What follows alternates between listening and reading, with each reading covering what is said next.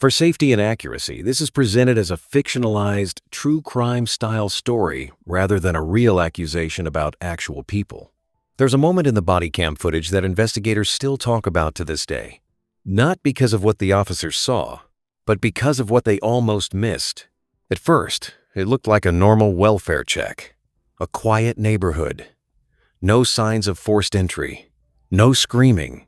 No blood. Just a worried 911 call from a neighbor who said she hadn't seen the woman next door in almost 3 days. But exactly 17 minutes after police entered that house, one officer noticed something so disturbing, it completely changed the case. And when detectives later reviewed the body cam footage frame by frame, they realized the truth had been sitting right in front of them the entire time. What they uncovered inside that home shocked the entire country. Because this wasn't just a disappearance. It was something far darker. And by the end of this story, you'll understand why some people believe the suspect made one critical mistake that exposed everything. Late October 2024. Cold rain covered the streets of a small town outside Columbus, Ohio. The kind of place where people leave garage doors open and everyone knows each other's dog by name. 32-year-old Emily Carter had lived there for almost 6 years. She worked remotely for a healthcare company. Quiet lifestyle, no criminal history, no public drama. According to friends, she was careful, organized, and extremely routine-driven. Every morning at exactly 7:15, she walked her golden retriever around the block. Every Friday, she called her younger sister in Arizona. Every Sunday, she visited her father at a nursing home 30 minutes away. She never disappeared without telling someone. That's why when neighbors noticed newspapers piling up on her porch, they felt something was wrong almost immediately. The 911 call came in at 8:42 p.m. The caller sounded nervous. She told dispatchers Emily's car was still in the driveway. The lights inside the house had been flickering for 2 nights, and her dog had been barking nonstop from somewhere inside the home. Police were sent for a welfare check. At 9:03 p.m., Officer Daniel Reeves arrived on scene. The body cam footage begins the moment he steps out of the patrol vehicle. Rain hitting the pavement. Flashlight beam cutting through the dark. A normal night, or at least, that's what it looked like. Officer Reeves walks up the driveway and knocks 3 times. No answer. He calls out Emily's name. Still nothing. Then the dog starts barking again. Loud. Aggressive. But strange. Because the barking sounds distant. Almost muffled, like the dog wasn't in the main part of the house. A second officer arrives minutes later. Together, they circle the property. No broken windows, no obvious signs of forced entry. Then Officer Reeves notices the back door is slightly open, just barely. Rainwater dripping across the kitchen floor. That's when the officers decide to enter. The footage becomes shaky as they move through the house. Police department, if anyone's inside, announce yourself. Nothing. The kitchen looked untouched. A mug still sitting beside the coffee maker. Laptop open on the dining table. Phone charger plugged into the wall. But no phone.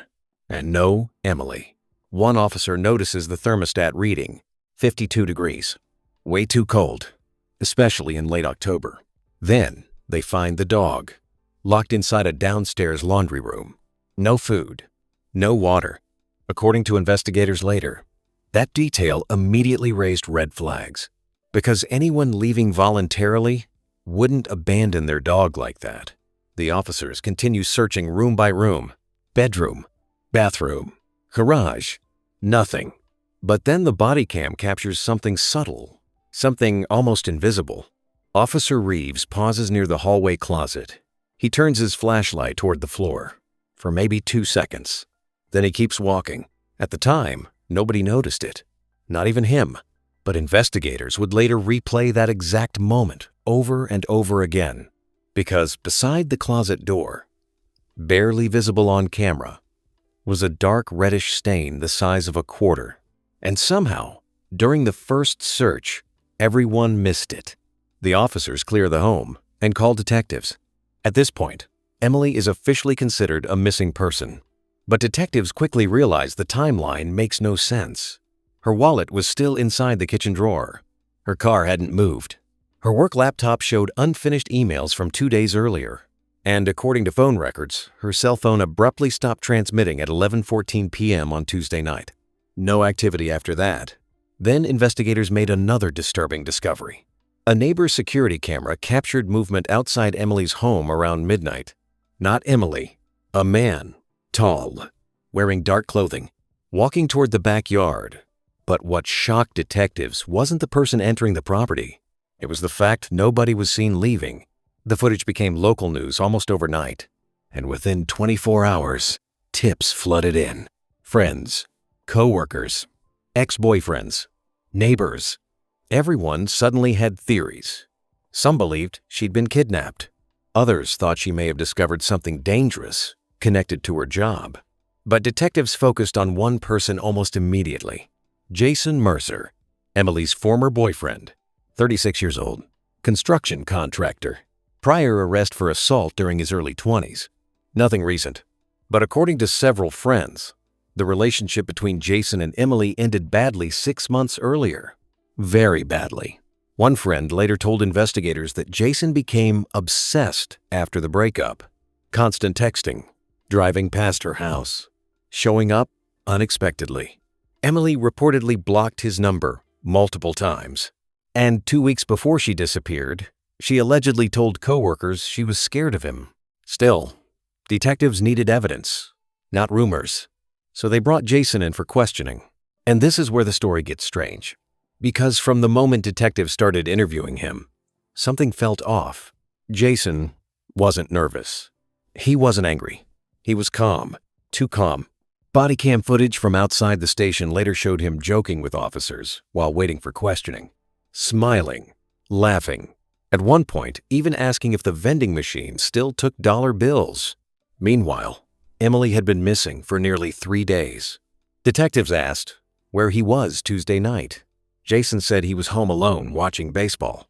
No witnesses, no receipts, no proof. But detectives noticed something else. A fresh scratch running down the side of his neck. Jason claimed it came from a work accident. Then investigators asked if he'd been near Emily's house recently.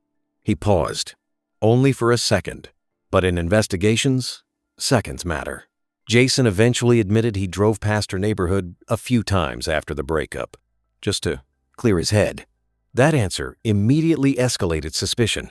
But still, they had no direct evidence tying him to the disappearance. Then came the breakthrough nobody expected. Forensic teams returned to Emily's house the next morning. This time, they searched every inch of the property. And when they sprayed luminol near the hallway closet, the floor lit up. Blood. A lot of it. Not visible to the naked eye, but unmistakable under forensic testing. Investigators tore the closet apart. Behind stacked storage bins, they found faint drag marks leading toward the basement door. That basement would completely change the case.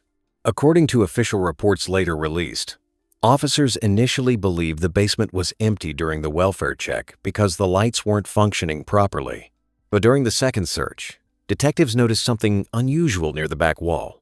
Fresh drywall screws, cleaner than the others, like someone had recently removed and replaced them. One detective grabbed a drill. Another turned on a flashlight, and the room went silent. Behind the wall was a narrow, hidden space, barely large enough for a person. Inside, investigators discovered blood-soaked plastic sheeting, duct tape, zip ties, and Emily's cell phone wrapped in a towel.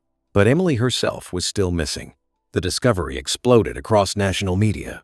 News helicopters circled the neighborhood. True crime forums lit up online. People wanted answers.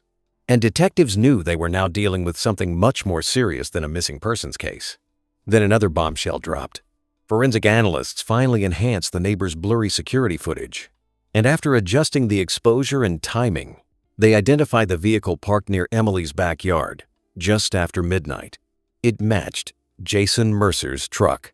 That's when police obtained a search warrant for his property. The search happened at 6:12 a.m. on Friday. Bodycam footage from that morning is chilling. Officers approach the home quietly. You can hear birds in the distance. One detective whispers, "Stay sharp." Jason opens the door wearing sweatpants and acting half asleep. But investigators immediately noticed something strange. He already seemed prepared, almost like he knew they were coming. Inside the garage, detectives found cleaning chemicals, work gloves, and a large blue tarp stuffed inside a trash bin. Then one officer opened the truck parked in the driveway, and everything changed.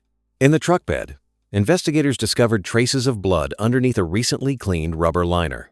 Forensic tests later confirmed the blood belonged to Emily Carter. At that point, Jason was arrested. But even after hours of interrogation, he refused to confess. He kept repeating the same sentence over and over. I didn't hurt her. Not, I'm innocent. Not, I wasn't there. Just, I didn't hurt her. Detectives found that wording important. Very important. Because legally and psychologically, statements like that can reveal more than people realize. As investigators dug deeper into Jason's history, disturbing details began surfacing. An ex-girlfriend from years earlier reported controlling behavior and violent arguments. Another woman claimed Jason once threatened to make someone disappear during a breakup. None of those accusations led to charges at the time. But together, they painted a darker picture. Then investigators uncovered digital evidence that stunned everyone. Deleted searches recovered from Jason's laptop included phrases like, how long before missing person case becomes homicide? Can luminol detect cleaned blood? And one search made detectives stop cold. Can bodycam footage be used without audio? That search was made less than 12 hours after Emily disappeared. And suddenly, investigators realized something terrifying. Jason may have known police entered the house before the media ever reported it, which raised a massive question. How? Because according to official timelines, nobody outside law enforcement should have known officers were inside Emily's home that night, unless someone had been watching. And when detectives reviewed the original bodycam footage one more time, they noticed a shadow moving outside the backyard window during the first walkthrough of the house. A figure, standing completely still in the rain, watching the officers search inside.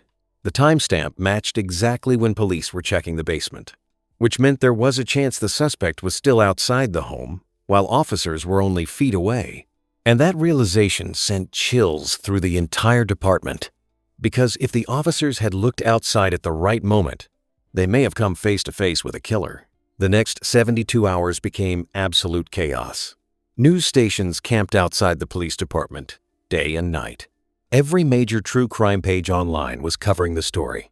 And the biggest question everyone kept asking was the same. Where was Emily Carter?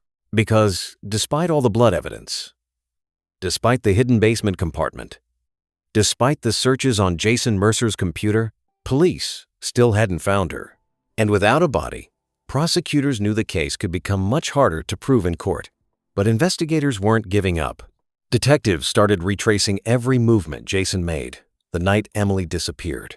Traffic cameras, gas station, phone tower pings, credit card records, everything. Then finally, late Sunday evening, they caught a break.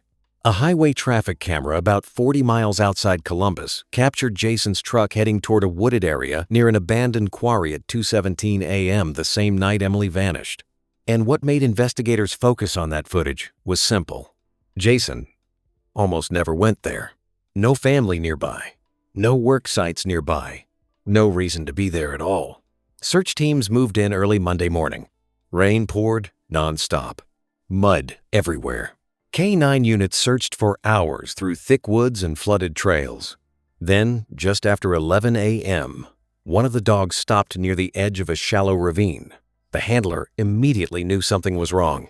Buried beneath leaves and loose dirt, investigators discovered a blue plastic tarp, the same type found inside Jason's garage. And underneath it, they found Emily Carter. The entire search team reportedly went silent. According to investigators later, Emily had suffered blunt force trauma before being transported from the home. The medical examiner believed she died sometime between late Tuesday night and early Wednesday morning. For detectives, the timeline finally started making sense. Police now believe Jason confronted Emily at her house after midnight. An argument broke out. Things turned violent, and afterward he attempted to hide evidence inside the basement before moving her body hours later. But one mystery still remained. Why didn't officers find more evidence during the original welfare check? The answer would shock even experienced investigators. During forensic reconstruction, detectives realized the hidden basement compartment had been temporarily sealed using unfinished drywall and industrial adhesive normally used in Jason's construction work. In other words, while officers searched the house that first night, the evidence had literally been hidden behind a freshly constructed false wall. And that explains something else too: the smell. One officer later admitted during internal review that he noticed a chemical odor in the basement during the first walkthrough, but assumed it came from paint or cleaning supplies. That smell was actually industrial adhesive drying behind the wall. The case instantly became national headline news. People were horrified, not just by the murder itself, but by how close police came to missing the evidence completely. Then came another disturbing twist. While reviewing Emily's recovered cell phone, investigators uncovered several unsent draft messages. One of them was timestamped only 38 minutes before her phone stopped transmitting. It read, "Jason is outside again. I think he's watching the house." That single sentence hit the internet like an explosion, because suddenly, Emily's fear became real, documented, recorded, and impossible to ignore. At Jason's preliminary hearing, prosecutors laid out the evidence piece by piece: the blood in the hallway, the hidden basement compartment, the tarp, the truck, the deleted searches, the surveillance footage, and finally, the body cam footage. The courtroom reportedly became completely silent when prosecutors played the original welfare check video. Jurors watched officers move through Emily's dark house for the very first time. They heard the barking dog. They saw the cold kitchen, the flickering lights, the open back door, and then came the moment everyone had been waiting for. The frame, the tiny stain beside the hallway closet, the detail nobody noticed until later. Prosecutors paused the footage, zoomed in, and showed how that one nearly invisible mark eventually exposed the entire crime scene. One juror later described the moment as chilling, because viewers realized something terrifying. If that officer hadn't glanced down for even a second, the hidden evidence might never have been discovered. Jason Mercer maintained his innocence publicly for months. But behind closed doors, investigators said his behavior became increasingly unstable. Jail calls revealed angry outbursts, contradicting stories, and one conversation raised serious attention. During a recorded phone call with a relative, Jason allegedly said, "They only built the case because of that camera footage. Not fake evidence. Not lies.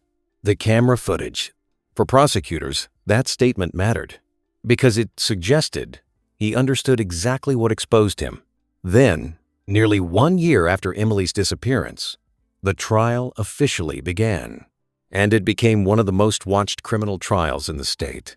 Reporters packed the courtroom every day. People lined up outside before sunrise, hoping to get seats. Even former detectives from other states followed the case online because of how unusual the investigation had been. The prosecution argued this was a calculated act, fueled by obsession and control. They claimed Jason couldn't accept the breakup and spent weeks stalking Emily before finally confronting her. The defense tried to challenge the forensic evidence. They argued contamination, circumstantial timelines, lack of eyewitnesses. But then prosecutors revealed something the defense never saw coming: a final piece of forensic evidence hidden inside the body cam footage itself. During enhanced audio analysis, specialists isolated a faint metallic sound captured while officers searched the basement during the first welfare check. At first, it sounded meaningless, just background noise. But forensic experts matched the sound to a specific type of retractable work ladder later found in Jason's garage. Investigators believe Jason had been hiding nearby outside the home while officers searched the property and accidentally bumped the ladder while moving equipment near the basement window. That meant something horrifying. While police were inside Emily's house looking for signs of danger, the killer may have been only feet away in the darkness, listening to everything, watching everything. The courtroom reaction was immediate. Several jurors visibly froze. One woman in the audience began crying, and suddenly, the entire story felt even more disturbing than anyone imagined. Because this wasn't just a crime of rage anymore. It showed planning, patience, calculation. After 6 weeks of testimony, the jury began deliberations. People expected the process to take days. It took less than 7 hours. Jason Mercer was found guilty on all major charges, including first-degree murder, unlawful imprisonment, abuse of a corpse, and evidence tampering. When the verdict was read, Jason reportedly showed almost no emotion, no tears, no reaction, just silence. But Emily's family broke down immediately. Her father cried openly in court. Her younger sister later told reporters that hearing the guilty verdict felt like finally letting go of a nightmare. At sentencing, prosecutors played portions of Emily's voicemail recordings and read victim impact statements aloud. The judge called the crime deeply calculated and profoundly cruel. Jason Mercer was sentenced to life without parole. And just like that, the man who once believed he covered every trace of the crime would spend the rest of his life behind bars because of one tiny detail captured on camera. A detail almost nobody noticed. But the story didn't end there. Because after the trial, investigators released additional information that changed public understanding of the case one final time. According to detectives, Jason likely intended to return to Emily's house after police left the first night. They believed he planned to remove more evidence under cover of darkness. But once he realized officers had entered the property earlier than expected, he panicked. That panic led to mistakes. The rushed cleanup, the hidden compartment, the internet searches, and ultimately, the evidence trail that convicted him. In other words, the Bodycam footage didn't just document the investigation. It interrupted the killer's original plan. And that's exactly why this case still haunts investigators today. Because sometimes the biggest breakthroughs don't come from dramatic confessions or fingerprints. Sometimes they come from a flashlight beam landing in the right place for one single second. A second that changes everything. And maybe the most disturbing part of all is knowing the suspect may have stood in the rain that night, watching officers move through the house, believing he had already gotten away with murder. If you made it this far, comment below with the moment that shocked you the most in this case. And if you want more true crime stories where tiny details uncover terrifying truths, make sure to like the video, subscribe, and turn on notifications so you don't miss the next story.